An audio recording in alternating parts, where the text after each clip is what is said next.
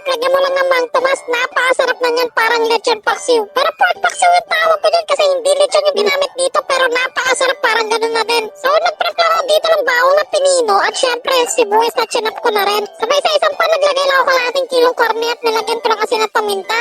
So lutuin lang natin to for 20 minutes hanggang maluto siya sa sarili niyang mantika, hanggang maging katulad nito, yung medyo crispy na yung pork. Pwede na natin tabihan. Sabay sa same pan nagbawas ako ng mantika at ginisa ko tong bawang at sibuyas. After nun nilagay ko na rin tong pork. Naglagay din ako dito ng kalahating tasang tubig lang.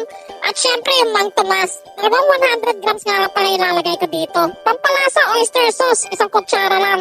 Haluin nga lang natin mabuti ito. Pag okay na, medyo ilagay na natin yung dahon ng laurel at saka 2 kutsarang asukal. Nakalimutan ko nga pala videohan pero naglagay ako 2 kutsarang suka dito.